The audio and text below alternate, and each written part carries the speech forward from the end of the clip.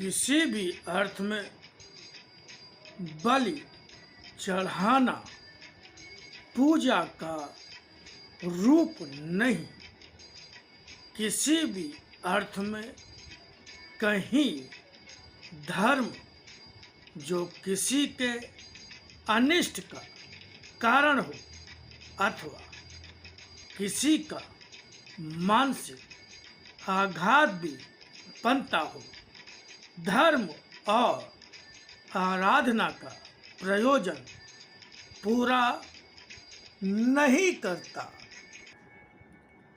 सत्य के रूप में मेरी शक्ति का अवतरण संसार के हर उस रूप को बदल देने वाला है जो असत्य और अधर्म का है, जो मुझ में समर्पित होकर कर्म करता है उसकी अपनी इच्छा और कर्म मेरी इच्छा का रूप लेकर मूर्तमान हो जाते हैं। मैं जो भी जिस समय भी करना चाहता हूँ वह हर रूप में होकर ही रहता है। संसार में अगर कहीं कुछ है तो वह सत्य और धर्म ही है। जो यह सब जानकर भक्ति करता है वह केवल वही पाने का प्रयत्न भी करता है जो सत्य हो, अर्थात ऐसा जो उसका वास्तव में अधिकार है, या कह सकते हैं जो वास्तव में सत्य और धर्म संगत है। फिर पाने में क्या कुछ सिक्कों का पा जाना या अपनी इच्छाओं स्वार्थों का पूरा हो जाना ही पाना होता है। वास्तव में पाना तो प्यार से जो भी मिला हो वह भी पाना ही तो होता है। अगर दंड के योग्य कोई कर्म हो गया हो तो दंड पाने की इच्छा होनी चाहिए, और अगर दंड मिल ही गया हो तो दंड पाकर भी आनंद की ही अनुभूति होनी चाहिए, क्योंकि उस समय दंड भी सत्य के रूप में ही तो मिला होगा।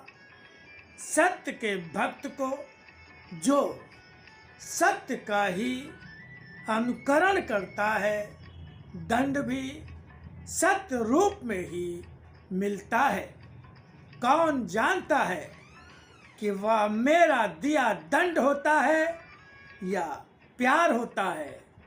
मेरे दंड और प्यार की परिभाषा पहचान कर सुखी होने वाला सचमुच ही मेरी संतान होता है। विश्वास रखो, मेरा दिया विश्वास वह किसी भी रूप में हो असत्य होता नहीं।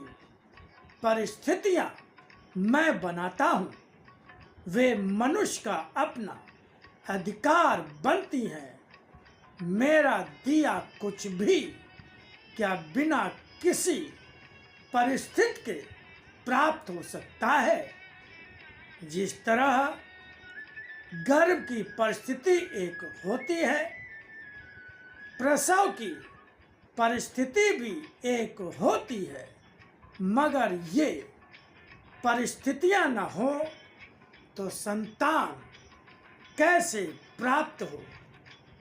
इसी तरह परिस्थितियों के गर्भ में मेरे भक्त के लिए मेरी कृपा और आशीर्वाद भी छिपा रहता है और उस रूप में वह भी छिपा रहता है जो वह पाना चाहता है।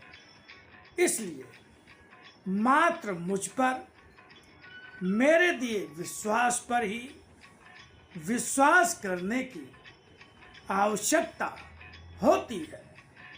फिर देखो कि किस तरह तुम्हें तुम्हारे जीवन को मेरा दिया अधिकार प्राप्त होता है।